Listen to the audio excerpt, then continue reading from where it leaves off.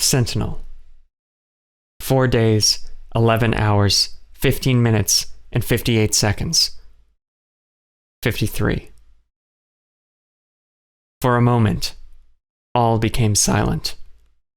Not even the sound of my breath could be heard.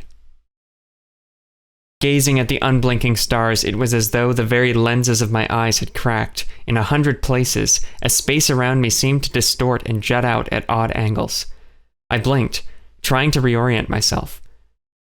Kay and I faced each other, holding tightly to each other's arms as we flew upward toward the space battle and the planet beyond. The visual distortion didn't seem to affect Kay as I watched her face tense. Our eyes met through the clear visors of our nanosuits. Then, blinding white light painted her underside, reflected off the armor covering her horns, arms, and every crevice of her suit. Despite there being no air around us, no path for a vibration to travel, a wave seemed to roll over us, shifting our bodies back and forth and sending us tumbling. We had no way to stop ourselves from spinning now that it had begun. There was no friction, no way for us to propel ourselves. As we drifted helplessly, my eyes fell to the mothership. It was obscured by a searing white sphere of energy. A moment later, and the cracks in reality seemed to reset themselves, first slowly, starting at the edges of the rupture, before accelerating, imploding back in on the mothership. At once, the stars realigned, and the white glow was gone. The mothership had been sliced into countless pieces from inside out. Then, in one final burst of light, the engines exploded.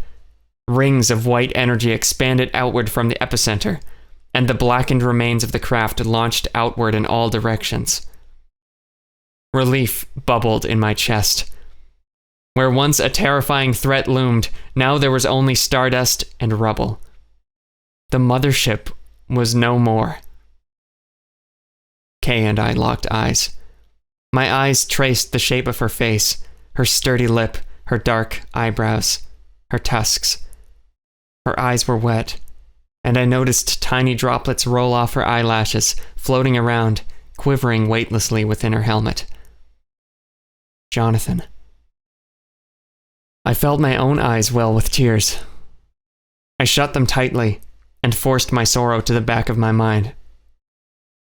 Arcs of energy lit our visors. I glanced around frantically as we spun. The remaining Valakor fleet was entangled with Astroloth's defense force, and we soared through the center of the battle. Energy weapons fired silently all around us. Starships burst in flashes of fire before breaking apart, or were sent helplessly toward the planet.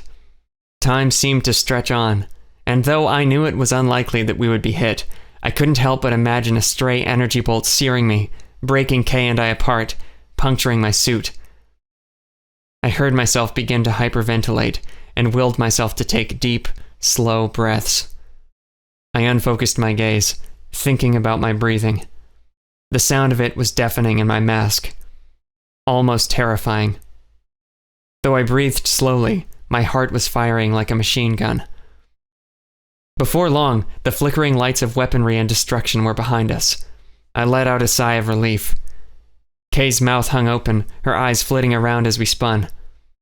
Then I felt warmth glowing on my skin. I could make out the details of a distant cloud rushing toward us. A moment ago, I felt we were drifting, but now we were decidedly plummeting. We spun once more, and I caught sight of the starships far behind us, though the space they inhabited seemed to lighten as we fell into Astroloth's atmosphere. Kay and I began to rattle. My visor began to change hues, engulfed in orange wisps of flame that licked the outside of my spacesuit. The temperature was making me sweat. I pulled myself closer to Kay, wrapping my arms around her. I tucked my helmet over her spiked shoulder. The heat grew, and with it so did the flames. I felt myself getting lightheaded, fighting to hold on, both to Kay and to my consciousness. My eyes focused tightly down to my forearm, which pulsed with heat. Tiny strips of armor melted into thin air from the friction, and those nanites which remained struggled to fill the gap before my suit was ruptured more seriously. We were still too high. If we lost the integrity of our suits, even if our bodies didn't begin to burn up, without our suit's oxygen, we could suffocate. The air was still too thin up here.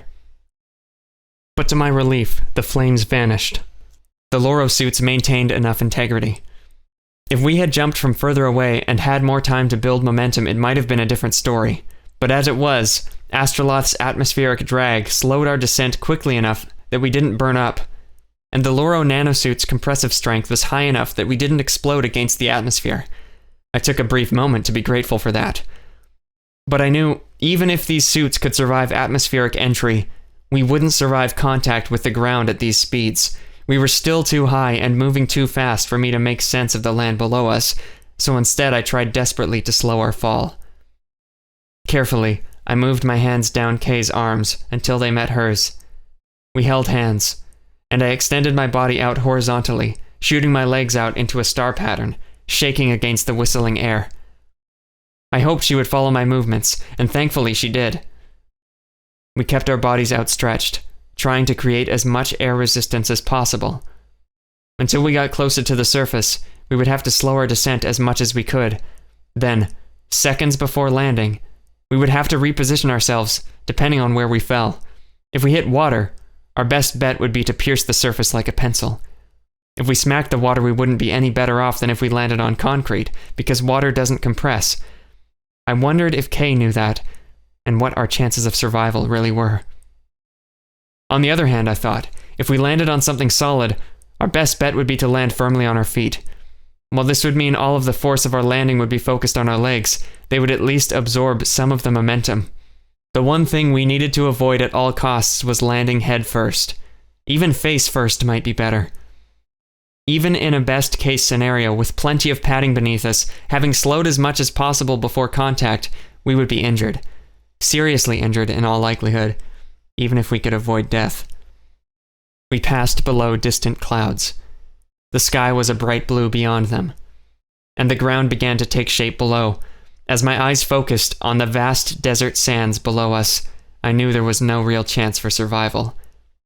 Sand wasn't the worst thing to land on, but we were still falling much too quickly. My eyes caught sight of a wreckage which fell past us, bursting into the sandy dunes. Then another, a mile away. Plumes of sand rose where these pieces collided with the ground. Black chunks of debris fell all around us, shot to Astroloth from the mothership's explosion. The sandy ground filled my vision. My heart pounded. Wind shrieked in my ears through the helmet. My fingers curled around Kay's. More and more pieces of the mothership dotted the ground as time passed. In just a few moments, so would our bodies, nothing more than lifeless debris. At least we stopped the mothership, I thought vaguely. I didn't have time to think anything else. Then out of the corner of my eye, I noticed a blur of motion, something bright, not dark like the mothership's debris. I twisted my head to get a better look. It was a Skyther ship. Not just any Skyther ship, but the Queen's sleek, spherical shuttle. My mother's starship. And it zoomed straight for us, kicking up sand as it flew. The sun danced on its shell. In just 10 seconds, Kay and I would breach the ground, splattered like insects. But suddenly, I felt a force pulling me back. Something was lifting us up, slowing our descent. 10 seconds passed, and though we still soared toward the glimmering yellow sand below, we hadn't yet hit it. Kay and I glanced to the white orb. As her starship flew closer to us, it slowed, matching our ever-decreasing rate of descent as it approached us. I tried to move my limbs, to brace myself for a landing, but found myself unable to budge. I jerked my body against an invisible force. Only then did I realize what was happening. I glanced to the shuttle. My mother must have been piloting her ship. I could hardly believe that she was alive along with the planet, but somehow she had found us. And in order to rescue us, she was slowing our descent with her mind, with telekinesis. The concentration that required must have been immense, but it was working. In my mind's eye, I saw her gaze. Her eyes were brilliant, shining with energy like the stars. Never before had I been so happy to be related to a psychic. We were only several meters from the ground now, but I was no longer afraid. We were falling as gently as feathers now. I couldn't help but laugh. We did it, I thought. We survived. And it was true. My mother had saved us. But, with no warning, her shuttle exploded. My eyes gaped in horror. A limb of the mothership had fallen from space like a spear, straight through the shuttle. It pierced through the starship like a knife through an eggshell. Then it jabbed the ground, and a shockwave of sand and wind blasted us away. Our bodies fell, crashing the final distance to the slope of a dune below. We landed, I on my side, coughing as the air was pushed from my lungs, and I rolled down the hill away from Kay. I caught myself weakly, hands digging in the soft sand, and gazed up at the sky. It darkened with a swarm of falling debris, all remains of the mothership, and beyond, the space battle continued above. But where my mother's ship should have been, a great ball of flame roared in the sky. White metal smoldered and spun through the air.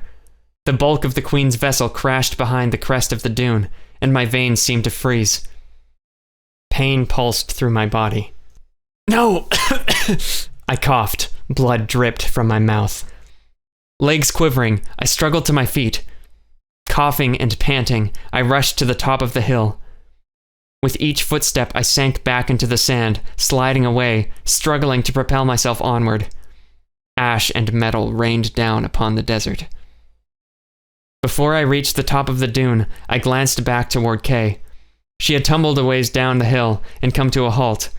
I paused, watching breathlessly. I saw her body move as she struggled to sit up. At least she was alive. Then I crested the hill. The wreckage of my mother's ship spread out below me, blackening where fire roared around it. My gaze fell to the cockpit. I didn't wait a moment longer, and charged down the hill, running and sliding my way to the crash site. Please don't be dead, I thought. Please don't be dead. I ducked into the remains of the ship haphazardly, barely conscious of the flames and smoke that engulfed my suit. The inside was barely recognizable, torn apart and scorched from the explosion. My nostrils filled with the scent of sweat, and the sound of crackling fire absently knocked on my helmet, beneath my panicked breathing. I swallowed hard. The door to the cockpit. I knew what I was going to find, but I didn't want to believe it. I had already begun to grieve her, thinking that Astroloth had been destroyed. And it was a miracle that it wasn't, that she had survived the Shadebeam's attack. I still didn't know how it happened. But to have her taken away once more was too much to bear. I wrapped my fingers around the metal door and slid it open. I stepped inside. On the floor next to the pilot's chair was my mother. She was motionless, face down. Her regal robes of red, white, and gold were stained with blood. Though the ship had room for co-pilots and a few extra Skyther crew, there were no other bodies. Just Cyrano's. Just my mother. I collapsed to her side. "Mom!" I screamed through my helmet. I yelled in Scarali, "Mom!" My hands hovered over her body, shaking. Then I felt around my chin and neck, searching for a way to release my helmet. My fingers kept slipping on the purple metal. I whipped my hand to my wrist, jamming buttons on the device until the suit began to decompose, beginning with the helmet, melting back into the bracer. Fire roared just beyond the doorway. The sun warmed us through a wide, shattered windshield. My eyes darted outside. The last of the mothership's pieces met the planet, scattered in the sand. I rolled her onto her back and leaned over her, bracing her head with my hand. Her tattooed face was etched with blood, her eyes half open. Then my eyes fell to her chest. A jagged piece of metal pierced through her fur. It was large and lodged deep inside, right next to her heart. My vision blurred, and I wiped away some tears, sobbing. "Mom," I said, "I'm sorry." I pulled her up and hugged her tightly, my head resting on her shoulder. "Don't go. Please don't go." I shut my eyes. I thought I didn't need you, Mom, but I do. Her hand gently touched my face, and I gasped. I pulled away from her and looked into her half-closed eyes. She struggled to open them, lifting her ears slightly. Her hand caressed my cheek as I held her. Her yellow irises contracted in the sunlight. "Talcor Osax," she whispered. She clutched my hand. Mother." She lifted her ears weakly. "Osax. I'm dying." "No, Mom, don't go. Don't go. I know I don't deserve you. You were just trying to help me. You always were, and I just..." "Shh," she said, gently touching my mouth with her fingers. Her breath was faint. "Please, don't leave me." I was shaking. "Don't go." "I must go," she said warmly. Her voice was so quiet, so fragile. "No one lives forever." "But you can't die," I cried. You're too young. Astroloth needs you. I need you." She pressed her hand against my mouth once more. "Shh, Osax. You are wrong. No, Astroloth no longer needs me." Her eyes glimmered. "They need a hero, Osax. They need you." My heart caught in my throat. "But I can't do it without you, Mom. I just can't." "Yes," she said calmly. "Yes, you can. I know you can." She coughed violently. "Mom! Osax! Child, do you forget? I can read your thoughts. I can feel your memories." I clenched my mandibles, fighting back a sob. She continued, "You have already done so much, believing that I was gone. You've proven yourself, Osax. You have met danger with skill, fear with courage, and despair with hope. You didn't give up, even though you wanted to. I know you will save Earth, just like you saved Astroloth." I shook my head. I didn't save Astroloth, Mother. How can I can't lose you too. I can't do it alone." My voice cracked into sobs. I struggled to keep quieter than my mother's voice. I was desperate to hear her. "Listen to me," she said gravely. Her eyes locked to mine. "You cannot change it. And what you cannot change, you must accept. I am out of time, but you can do it. You will not be alone. Do you hear me? Even when I'm gone, you will not be alone." Her eyes left mine and peered outside the window. I followed her gaze to the top of the sand dune. With her nanosuit deactivated and blue face clear in the sun, Kay stood atop the hill, gazing down at me. A second later, 2 more figures appeared from the crest. I gazed in wonder.